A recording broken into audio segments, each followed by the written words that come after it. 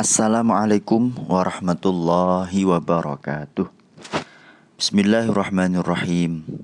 Alhamdulillahi rabbil alamin. Wassalatu wassalamu ala sayyidina wa maulana Muhammad wa ala alihi wa sahbihi ajma'in. Subhanaka la ilma lana illa ma 'allamtana innaka antal alimul hakim. Amma ba'd. Sahabat Nusantara Mengaji, para pecinta Al-Quran dimanapun berada, kembali lagi dalam ngaji Tafsir Jalalain. Kali ini insya Allah kita akan mengkaji surat Al-Baqarah, dimulai dari ayat pertama. Bismillahirrahmanirrahim. Suratul Baqarati. Adapun surat Baqarah Madaniyatun, itu adalah surat Madaniyah. Kemarin sudah kita singgung, berarti surat ini turunnya setelah Nabi hijrah.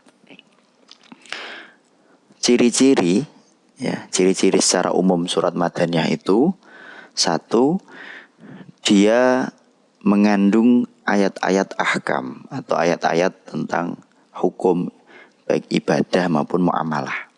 Begitu juga dengan ayat ini, surat ini ya. Itu ciri-ciri umum yang paling utama. Wa ayatuha sittun wa samanuna wa mi'atani. Jumlah ayatnya adalah 286 ayat. Nah, ini surat Al-Baqarah merupakan surat yang terpanjang, ya, surat yang terpanjang. Jumlahnya ayatnya 286. Di samping itu, jadi surat Al-Baqarah ini di dalamnya terdapat ayat yang paling panjang. Jadi selain surat terpanjang juga terdapat ayat yang paling panjang. Kalau kita baca di mushaf yang biasa, itu satu halaman sendiri ayatnya. Yaitu ayat yang menjelaskan tentang hutang, piutang. Selain itu, surat Al-Baqarah ini juga menyimpan atau mengandung satu ayat yang disebut sebagai Sayyidatu Ayil Quran. Disebut sebagai pemimpin ayat-ayat Al-Quran. Jadi ayat yang paling top, kira-kira begitu. Yang kita kenal dengan istilah ayat kursi. Nah, itu dijuluki oleh Rasulullah sebagai Sayyidatu Ayil Quran. Jadi pemimpinnya ayat-ayat Al-Quran. Nah, di antara fadilahnya surat Al-Baqarah, sebagaimana dijelaskan oleh Rasulullah sendiri, la taj'alu buyutakum maqabir. Jangan jadikan rumahmu itu kuburan. Artinya apa? Enggak dibacain Al-Quran. Inna syaitana yafirru minal bait alladhi yuqra'u fihi suratul Baqarah. Suatu rumah itu, ya, jika dibacakan surat Al-Baqarah, setan akan lari. Nah, setan akan lari pergi dari rumah itu. Makanya kalau ada rumah-rumah yang serem, monggo dibacakan suratul Baqarah ini. Kalau sudah dibacakan kok masih ada setannya, ya mungkin penghuninya itu ya mirip-mirip setan. Ya, ini jaminan dari Rasulullah. Baik. Bismillahirrahmanirrahim. Alif Lam Mim. Dzalikal kitabu la raiba fihi hudal lil muttaqin. Bismillahirrahmanirrahim. Alif Lam Mim. Maknanya dalam tafsir ini, Allahu a'lamu bimuradihi bidzalik. Allah Maha tahu dengan maksud dari Alif Lam Mim itu. Nah, Alif Lam Mim ini dalam ilmu ulumul Quran disebut sebagai ayat mutasyabihat. Ayat mutasyabihat.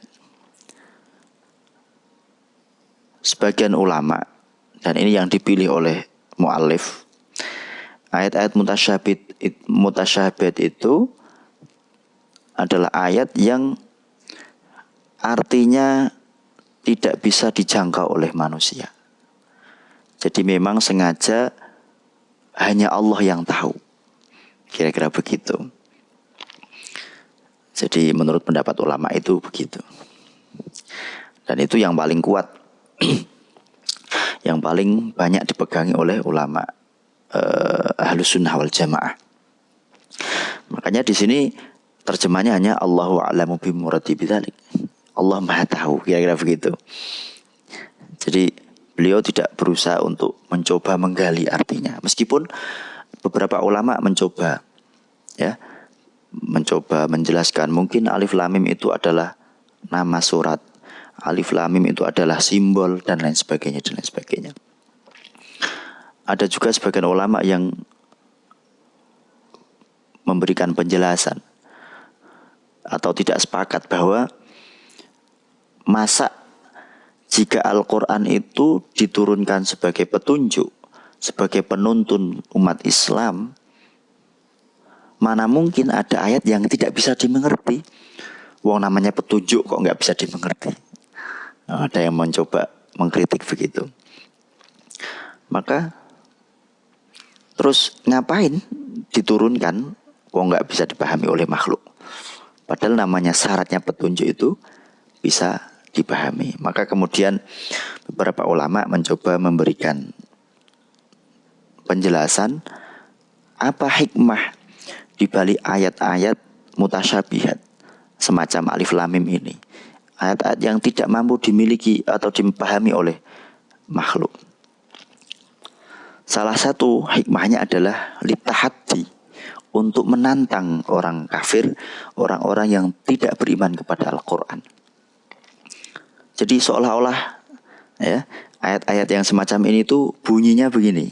Wahai orang-orang kafir, Al-Quran ini terdiri dari huruf alif lam mim, sama seperti huruf-huruf yang sehari-hari kalian gunakan di dalam berkomunikasi. Maka jika memang kalian tidak beriman, coba datangkan, coba bikin tandingannya Al-Quran. Ini kan hurufnya sama dengan punya kalian. Nah, kira-kira begitu. Jadi ini sebagai sebuah tantangan kepada orang-orang yang tidak beriman kepada Al-Quran. Yang kedua di antara hikmahnya adalah di dalam Al-Quran ada ayat yang tidak bisa dipahami oleh manusia. Salah satu hikmahnya adalah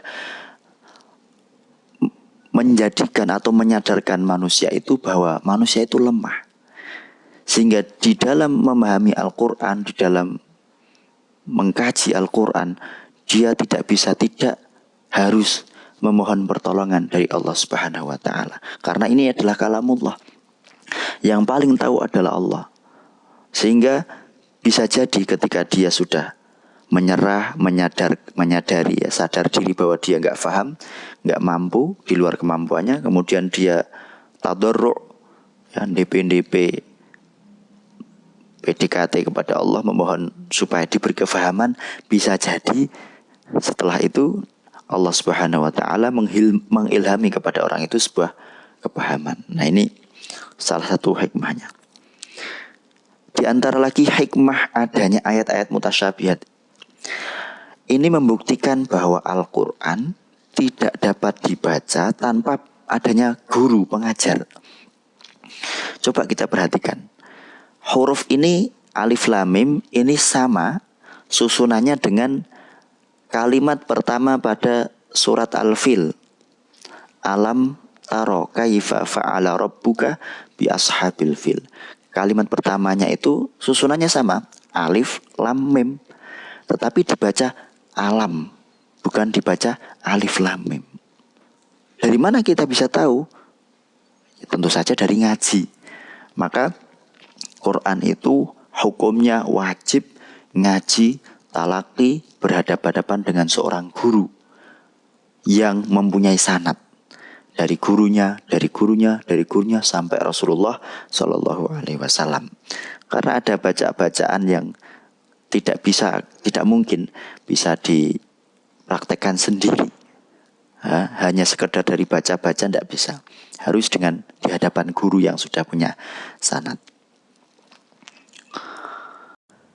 Demikian ngaji tafsir Jalalain kali ini.